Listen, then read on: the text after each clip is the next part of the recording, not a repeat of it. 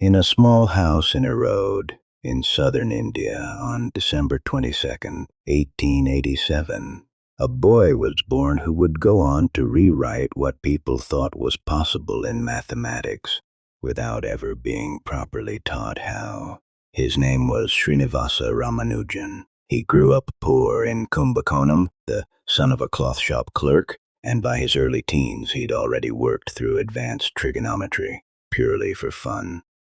The spark that really lit things up was an unglamorous book called A Synopsis of Elementary Results in Pure and Applied Mathematics. Basically, 5,000 theorems listed with barely any proof attached. Most people would have found it deadly dull. Ramanujan treated it like a treasure map, filled in the missing proofs himself, then wandered off into completely new territory the book never touched. That's where his signature style was born, the one mathematicians still marvel at today, producing stunning, correct results with almost no visible working, as if he could simply see the answers sitting there. That obsession had a cost. He neglected every other school subject so badly that he lost a scholarship and failed his exams twice. For years, he lived in real poverty, walking door to door looking for clerical work, notebooks of world-class mathematics tucked under his arm that nobody around him could understand, let alone fund. In 1909, he married a young girl named Janaki in an arranged marriage, and still barely scraping by, he eventually landed a clerk's job at the Madras Port Trust.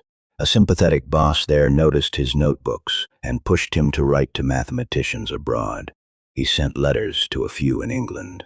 Two never wrote back, but one, a Cambridge professor named G.H. Hardy, opened the envelope, saw page after page of formulas with zero proof, and figured this was either the work of a crank or an outright genius.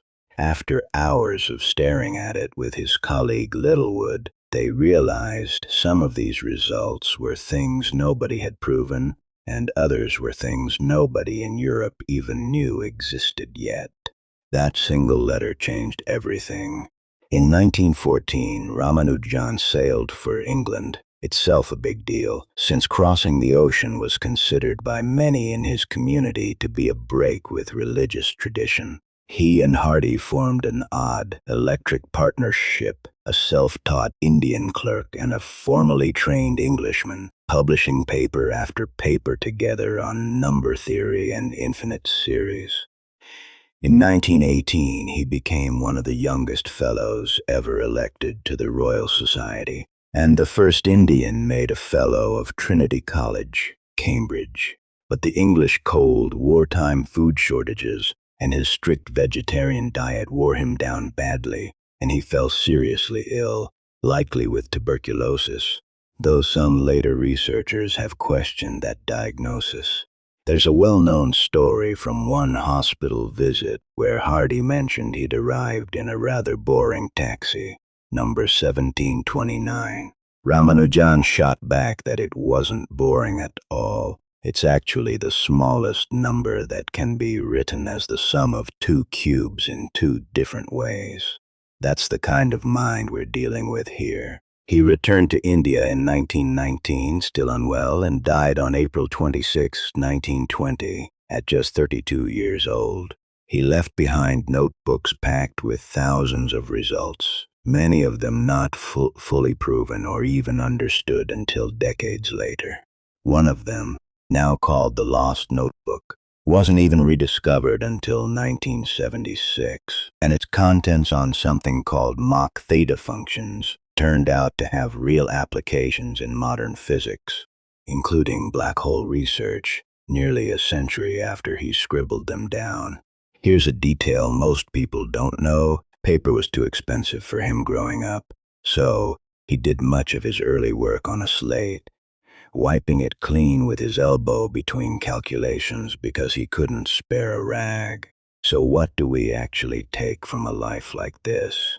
1. Raw talent shows up in strange packaging, and if that letter had landed on a less curious desk than Hardy's, we might never have heard his name at all. which is a good reminder to stay open to the odd, unpolished voice trying to get through. 2. Obsession cuts both ways. The same singular focus that produced his genius also cost him his formal education and probably his health. And maybe the simplest lesson of all is that world-changing work doesn't need perfect conditions. Sometimes it just needs a slate, an elbow, and an unreasonable amount of curiosity.